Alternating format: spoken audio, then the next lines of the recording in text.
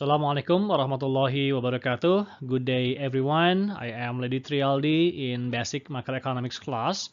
And on this occasion, I would like to introduce the scope of macroeconomic theory. Important point to start with before discussing the theory further. And here is what I'm going to explain in this video, though just in brief, starting with the historical development of macroeconomic theory, then followed by the identification of the major concerns in macroeconomics and what role government could play in an economy. Finally, there are some basic things that could help us understand macroeconomics better. Let me begin with the historical development of macroeconomic theory. As you may know, microeconomics and macroeconomics differ in scope.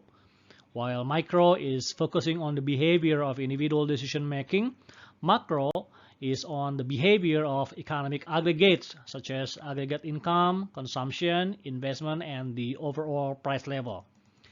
Before 1930s, there was almost no talk about macro. Classical economists applied microeconomic models or market clearing models to deal with economy-wide problems. They thought that the economy would always be in full employment condition, that markets work well, and that any distortion causing disequilibrium would be automatically resolved through market mechanism. Therefore, according to them, the role of government was limited only to make sure that markets work well and government budget is in balance. But then suddenly there was the Great Depression in the United States that started in 1929, a period of severe economic contraction and high unemployment, whose impact also spread to many European countries. And classical economic model had simply failed to explain the prolonged existence of high unemployment during the Great Depression. Because of the classical model failure, the situation provided the impetus for the development of macroeconomics. Started with the publication of Keynes in 1936, government intervention was now deemed necessary to restore the economy. During periods of low private demand, the government can stimulate aggregate demand through government spending or tax cut to lift the economy out of recession. The idea of fine-tuning policy to regulate unemployment and inflation was shared by most economists. Paul Samuelson mentioned a consensus on macroeconomic views in the mid-1950s, which he called as neoclassical synthesis. And micro foundation was used, namely the assumption of market clearing process and individual rational behavior. But unlike the classical view, this synthesis also assumed that fiscal and monetary policies are needed to restore full employment condition or to prevent economic disequilibrium from taking too long. However, the idea of fine-tuning through fiscal and monetary policies eventually became problematic as well, because it could not prevent the increased inflation that occurred at the end of the 1960s, and also particularly stagflation in the mid-1970s caused by the increase in world oil prices. Because of that, more macroeconomic thinking emerged to include the possibility of supply shock in the macroeconomic model, as well as to explicitly model individual behaviors, which are the main foundation of microeconomics, and incorporate the micro model into the macroeconomic model. This is what happened during the Great Depression in the United States. From the red bar in the first diagram, we can observe that the U.S. economic growth rates were negative during the Depression period from 1929 to 1933, and the GDP just returned to its 1929 level in 1937. And from the second diagram, the green line, we can see the sharp increase of the unemployment rate from less than 5% to as high as 25% in 1933. The average was also still around 15% until 1940. On the other hand, look at the purple line. The U.S. economy experienced deflation during the Depression period, and it started to occur even before 1929. So, as you may observe, the economic depressions lasted until 1933 in the United States, but the American economy didn't really recover until the 1940s. As I explained earlier, this very long economic recovery was the impetus for the development of macroeconomic theory. From the brief historical explanation and the data presented before, we may now identify three main concerns of macroeconomics. The first one is related to economic growth. Macroeconomic policies in this regard are designed to increase long-term GDP growth rates. However, with the inevitable business cycle, as you can see in this figure, efforts need to be made as well to ensure that the output fluctuation will not harm the economy. Recessions perhaps cannot be avoided, but policymakers may restrict the depth and the length of the recession. Macroeconomics is also concerned to keep the inflation and the unemployment rates low. Policies to promote economic growth and lower the unemployment rates are usually in line, but they are sometimes conflicted with the efforts to keep the inflation low. Therefore, it is necessary to find the right balance to deal with this trade-off in macroeconomics. The following three policies are generally used in achieving macroeconomics target, whether it is economic growth, unemployment, inflation target, or the combination of the three. The first two policies, fiscal and monetary, are mainly used.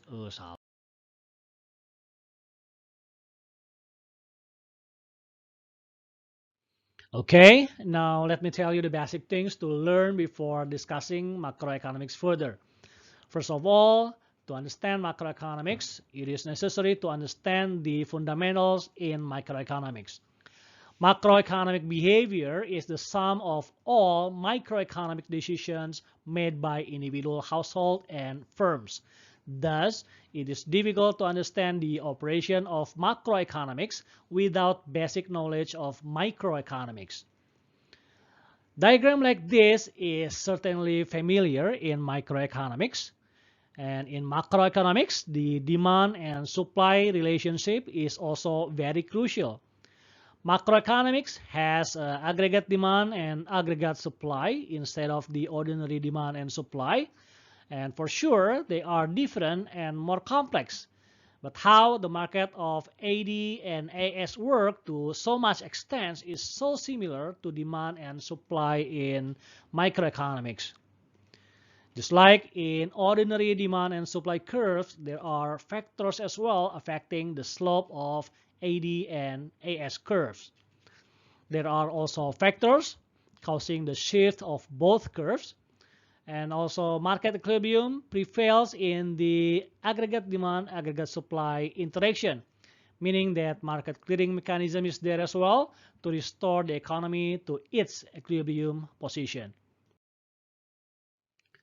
After the macroeconomics fundamental, the next thing to understand is the circular flow of the economy. Circular flow helps us understand how an economy works and accordingly how we think in macroeconomic context. Let's look at the simplest circular flow of a closed economy. There are only two parties involved here, namely households and firm, who interact each other in two markets, namely output market and input market. We can evaluate the circular flow here in terms of output and input, or in terms of flow of money. Households provide production input for the firms. The firms then use the input to generate output in the form of goods and services. In terms of payment or flow of money, since there are only two big parties, money only flows from firms to household and vice versa.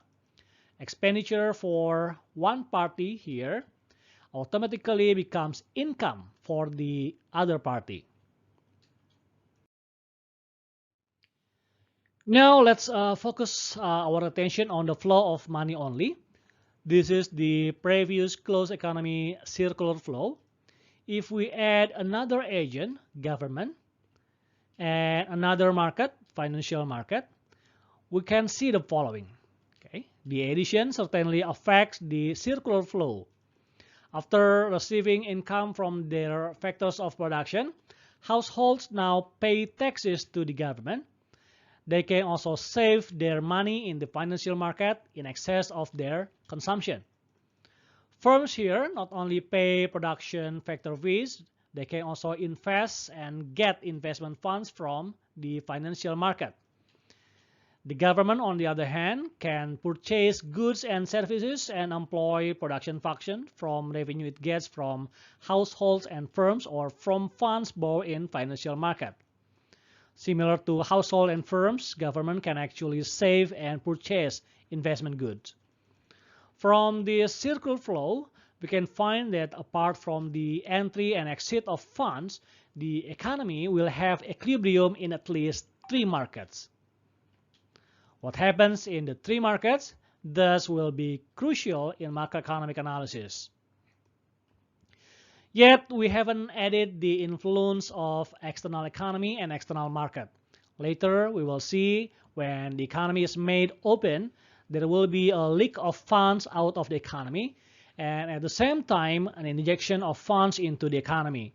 Markets in the economy will also become more complex due to the influence of global markets. I have shown you this figure earlier when we were talking about macroeconomics concern. This is the so-called business cycle, or the rise and fall of the economy in the short run in terms of aggregate output. This is also the last thing we need to know before discussing macroeconomics further. And you know, with or without government intervention, every economy must experience this business cycle. At the end of every recession or contraction period, there will come a recovery or an expansion period. On the other hand, once an economy has reached its peak, like this, at certain period, it will eventually experience a downturn or a recession like this. Note that the duration of each period is not the same, nor is it the same between different economy. There are times when a recession gets so deep and long that it becomes a depression, or an expansion period that lasts longer than the recession period. So, macroeconomics, as we will learn later, tries to understand what behind the business cycle, what happened to aggregate demand, aggregate supply, and the 3 markets during each period of the cycle. Understanding the business cycle better, the better will be our understanding about macroeconomics. Okay, I stop here. You can try to identify macro phenomena around you and how it may affect you or other people. Thank you for your attention. See you again in other videos with different basic macroeconomics topics. Assalamualaikum warahmatullahi wabarakatuh.